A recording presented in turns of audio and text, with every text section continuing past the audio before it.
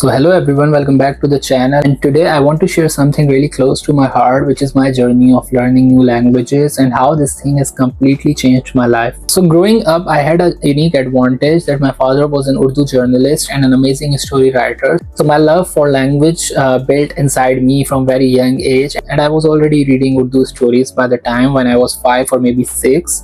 And when I was 7 years old, I wrote very first story about empathy towards animals and birds, and this got published in a reputed newspaper too. And this early exposure was a solid foundation and a passion for languages beyond what was spoken at home.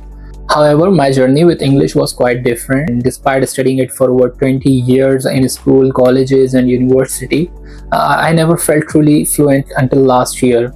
So in this video, I want to share that how I managed to improve my English fluency and experiences learning Spanish, because I have moved to Spain about a year ago and I'm still learning the Spanish, but I have made significant progress, like communicating in shops, asking for directions, or even explaining my medical situation in hospital. So I'm sharing this journey with you not to boost or motivate you, but to connect with you and show that learning a language doesn't have to take forever. It is all about finding the right approach and being consistent. So let's dive into some detailed tips that have really helped me, and I hope that they can help you too. So the first thing is exposure. It is the cornerstone. It is the basic. So language learning is all about exposure. And when I talk about exposure, I mean surrounding yourself with the language as much as possible and in as many forms as possible. Let's think that how do babies learn to speak? They are constantly immersed in their native language, hearing it from all angles day in and day out, and that's exactly what we need to replicate as language learners. For me, moving to an English-speaking environment around me in the Erasmus Mundus program, it was really a game changer. And I was speaking English every single day with my classmates, my teachers, my coordinators, and this constant exposure increased my fluency for, let's say, 2 or 3 times in just 1 year. And this was after spending 20 years in more traditional and academic setting.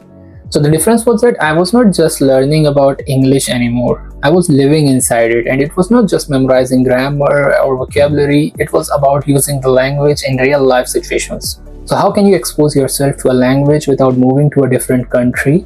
So number one is to start integrating the language into your daily routine and change the settings on your phone or your computer to the language which you are learning. This will be difficult initially, but believe me, this thing is really important. You have to listen to, let's say, podcasts or watch YouTube videos in that language, and even if you don't understand anything, just continue doing it. The goal is to surround yourself with the language as much as possible, and this constant exposure helps your brain start thinking in that language, which is a huge step towards fluency. So the next thing is active learning, which is so crucial yet often overlooked by our schools, because when we think about language learning, especially in a formal setting, we often focus on passive activities like reading or writing. I know that these skills are important, but they don't necessarily lead to fluency, because fluency is about being able to understand and be understood in real-time conversation. Active learning means engaging with the language in ways that require your brain to process and produce the language actively. This includes listening and speaking. These two skills are often underemphasized in our traditional learning environments. For example, I belong to Pakistan, and in many schools in Pakistan, the focus is primarily on reading and writing. So if you think that how you learned your native language in childhood, it was through listening to other than speaking yourself continuously. So how can you incorporate active learning into your routine? So start by listening more. Listen to the native speakers, whether through podcasts, movies, or even news broadcasts. You have to mimic their intonations, their pronunciations, because speaking is equally important. I know it can be really tough for you to speak a new language, especially when you are afraid of making mistakes, but the thing is, mistakes are the part of process, and they are actually one of the fastest ways to learn. So do not shy away from speaking. For example, you can find a language partner or tutor, or even talk to yourself in the language. The more you practice speaking, the more natural it will feel. So number 3 is setting clear and achievable goals, because when you start learning a new language, it is really easy to feel overwhelmed by how much there is to learn. So you might look at fluent speakers and think that I will never get there. But here is the thing, every fluent speaker started as a beginner because the key is to break down your learning journey into manageable chunks.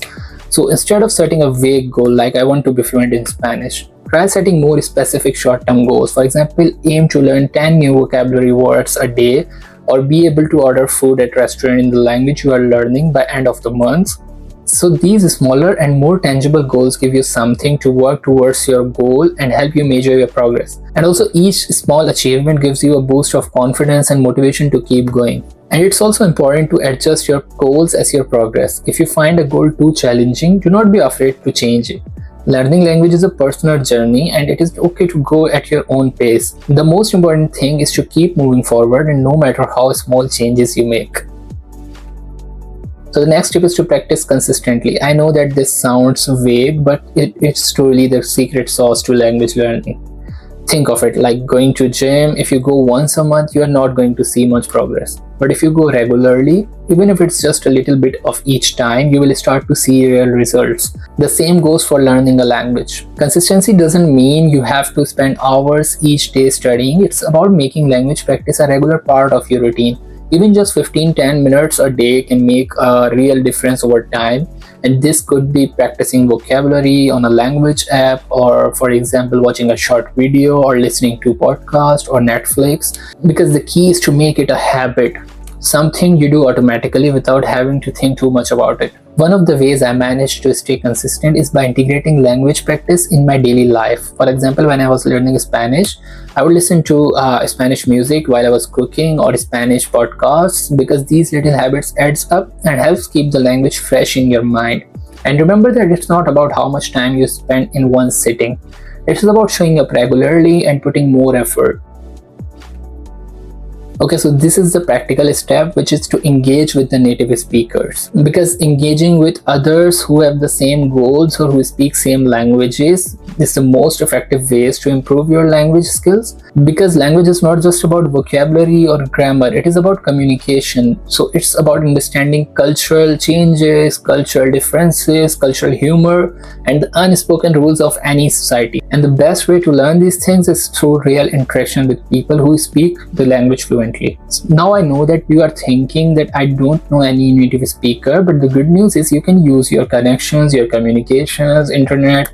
For example, Instagram, you can find so many people. You can set up regular conversation sessions through video call. You said you can hire any tutor where you can set up regular conversation sessions through video calls, and this thing really matters. These conversations can be incredibly valuable because they force you to think on your feet, adapt to different accents and speaking styles, and use the language in a variety of contexts. Native speakers can provide immediate feedback on your pronunciation and grammar, helping you improve more quickly. And don't worry about making mistakes. Most people are more often happy to help and appreciate the effort you are putting in their language. Now, number 6 is to use the technology to your advantage, because we live in an amazing time where technology is significantly enhanced and language learning is really easy. So number 6 is to use technology to your advantage. There are a lot of amazing apps like Duolingo or Babel, because these are great for learning vocabulary and grammar through interactive exercises, and you can use them on the go. But do not stop there. Use technology to immerse yourself in the language you are learning. For example, you can watch videos or movies on YouTube, or let's say Netflix, with subtitles. So this will really help you learn the new language.